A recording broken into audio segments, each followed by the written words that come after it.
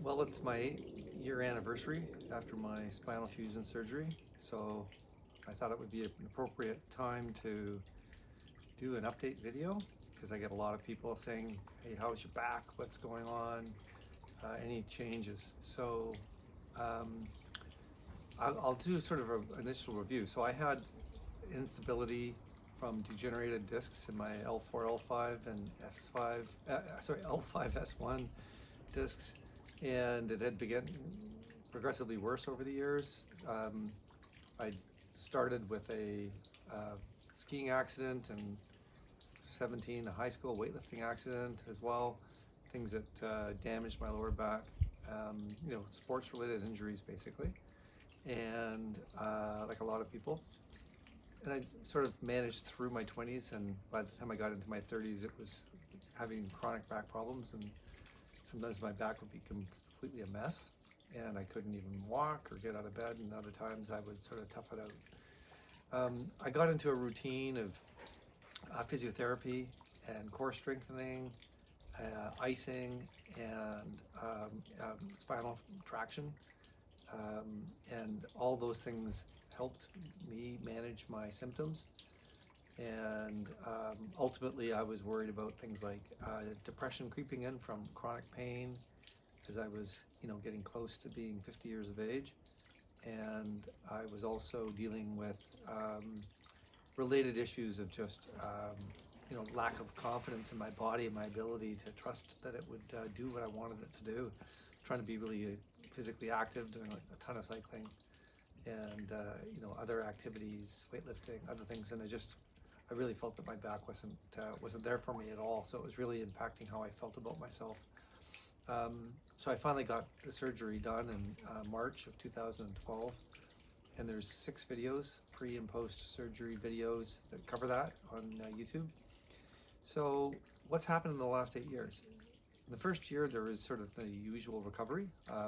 I was literally back in doing biking events within 3 months.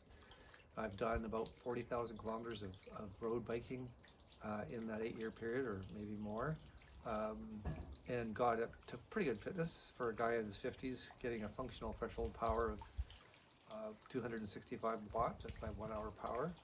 I'm not there right now. I'm definitely not in as good a shape as I was a couple years ago, but trying to get back into it this year, post COVID-19 restrictions on our lives. Maybe it'll be 2021, I don't know, but I've maintained a very active lifestyle. Did a couple of car fabrication projects, which involved, grabbing things that weighed up to 150 pounds, like transmissions and engines and things, and moving them around. And occasionally I would end up, pissing off my back. And the best way to describe a manual insult to my spinal fusion would be sort of aching and a burning sensation around the fusion area, which I think what happens is you twist too much, or you bend too much, you put too much stress, and you start to tear the muscle tissue that's sort of surrounding the instrumentation, the metalwork, and that can create some pain and inflammation. Another thing that's common, and it certainly happened after my surgery, was the sacroiliac joint, the SI joint, which is your pelvis as it attaches to the base of the spine.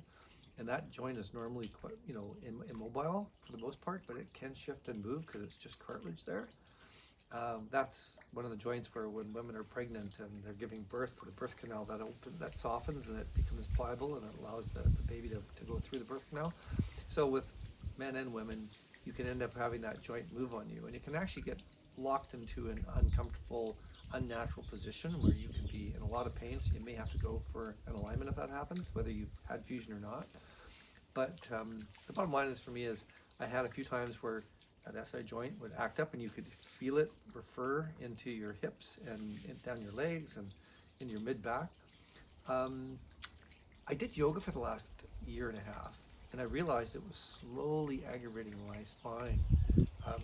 And pulling up my old lumbar CT scans and MRIs, you can see that my L2, L3 was not as bad as L4, L5, L5-S1, but not great. And if there was an adjacent spinal segment that would eventually let go, that's probably it. And I have felt in the last 6 months that segment's been acting up. So in the last couple of weeks, I got out some of my old back support brace belts, they wrap around you to support your back. That's really helped get it to calm back down, plus a little bit of icing.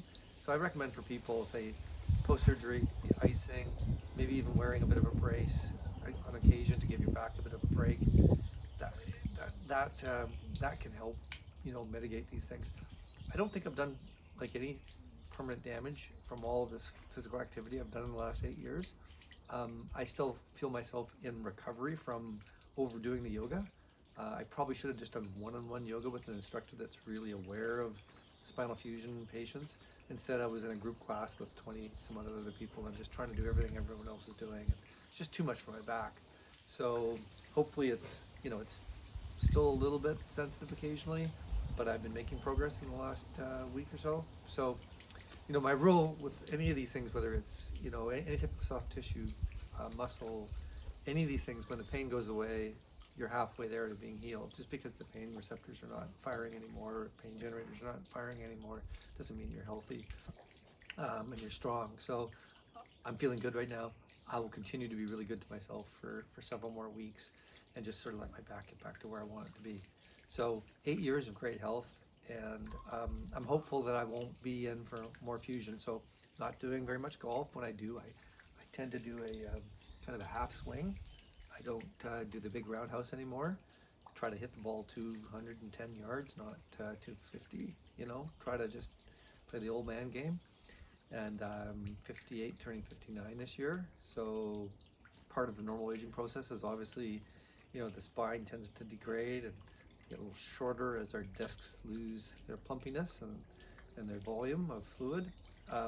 In general, older people have backs that aren't as strong and then aren't as capable. So anyway, bottom line is I feel good. Now, talking about some other people, I've done a lot of coaching and a lot of sort of helping other people on the internet, as well as in the local community here that I live in around fusion.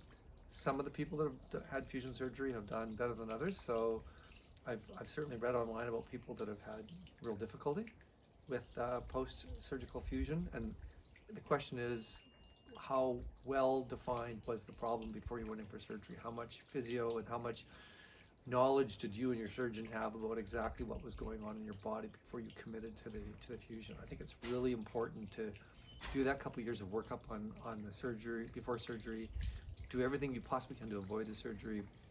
Only go in for surgery if you have a really clear idea that you've got the pain generator identified and that fusion is going to help solve that problem.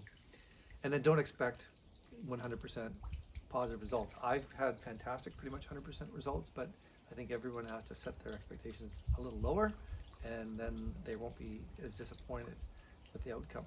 And then pace yourself. It is going to take 6 months before you feel reasonably good, and then it's going to take you a year plus before you're like 100%.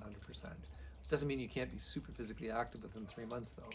And in fact, my old story is get to the gym, do your workouts, go see your physiotherapist, do the icing, do the electrical stim, but just do it in a manner that is very protective of the spine. Don't be an idiot.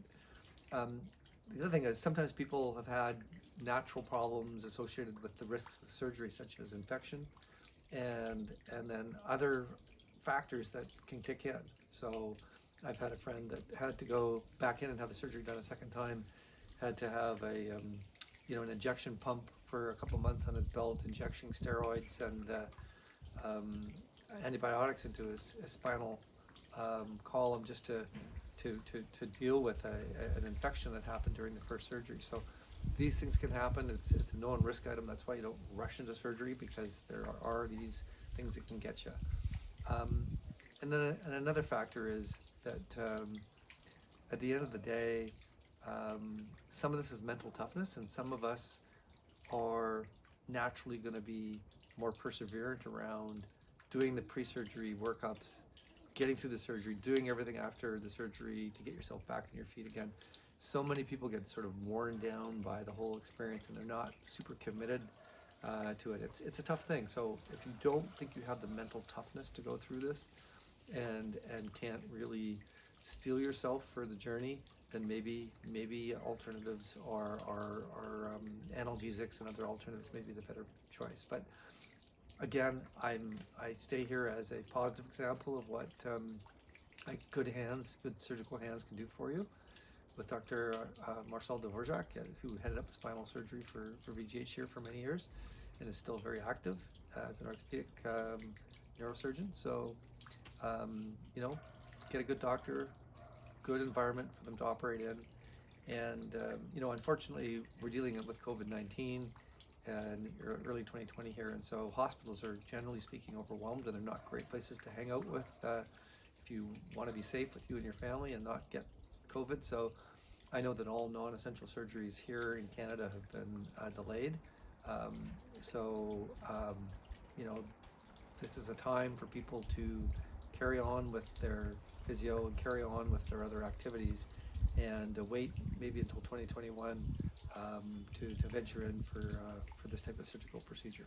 So anyway, thanks everybody for continuing to send nice notes, and you know, I really appreciate the community at large, and I'm glad that I can do videos like this and help people.